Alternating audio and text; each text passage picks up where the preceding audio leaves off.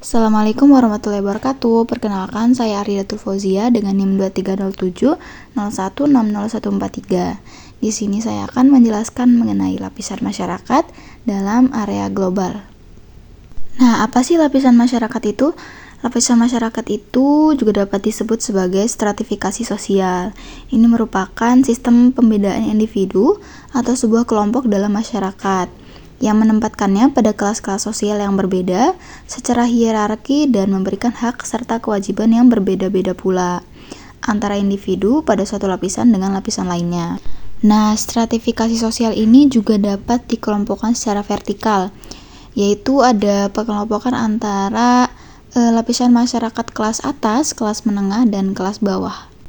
Nah, ini ada pengelompokan lapisan masyarakat, ini dibagi menjadi 3. Ada berdasarkan ekonomi, pendidikan, dan pekerjaan.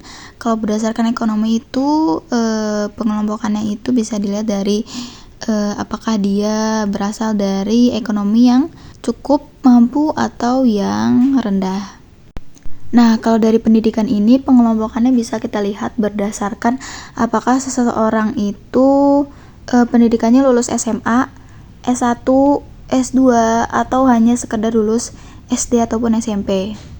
Nah, sedangkan kalau dari pekerjaan ini kita bisa lihat pengelompokannya itu berdasarkan apakah seseorang itu mendapatkan pekerjaan yang bergengsi seperti menjadi karyawan di sebuah perusahaan atau hanya sekedar buruh atau petani.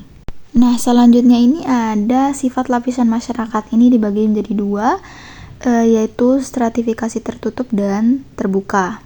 Nah, sifat stratifikasi tertutup ini menunjukkan kalau perpindahan antar lapisan itu merupakan hal yang sangat sulit untuk dilakukan, bahkan tidak mungkin. Di sini lapisan sosial itu biasanya ditentukan sejak lahir, diwariskan atau karena sebuah aturan yang ketat. Contohnya itu seperti sistem kasta di India. Nah, di sini orang India dengan kasta yang lebih rendah itu akan sangat sulit, bahkan tidak mungkin untuk berpindah ke lapisan atau kasta yang lebih tinggi. Nah, selanjutnya ini stratifikasi terbuka. Di sini sifatnya itu menunjukkan bahwa ada peluang bagi seseorang untuk berpindah lapisan.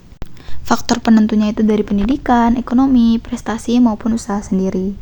Misalnya itu ketika ada seseorang dengan latar belakang ekonomi yang kurang bagus. Di sini berarti kelasnya itu dia rendah ya.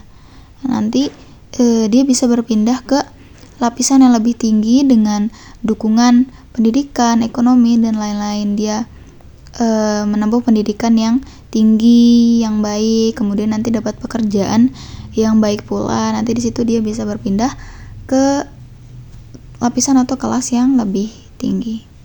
Nah, selanjutnya ini ada proses terjadinya lapisan masyarakat. Ini dibagi menjadi 2. Yang pertama itu secara alamiah dan yang kedua adalah secara disengaja. Secara alamiah ini muncul karena perbedaan alami dalam masyarakat seperti usia, kemampuan, pendidikan, maupun pekerjaan. Contohnya itu ketika ada orang yang lebih terampil atau lebih berpendidikan, itu biasanya sering dihormati lebih tinggi.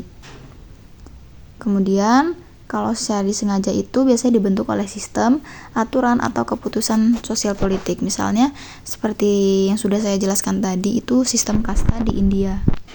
Nah, kemudian yang terakhir ini ada Unity of Science. Saya mengambil dari Quran Surah Al-Hujarat ayat 13, yang artinya, sungguh kami telah menciptakan kamu dari seorang laki-laki dan seorang perempuan.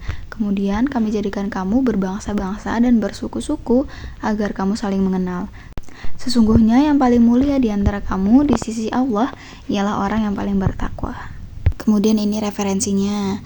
Terima kasih sudah menonton. Wassalamualaikum warahmatullahi wabarakatuh.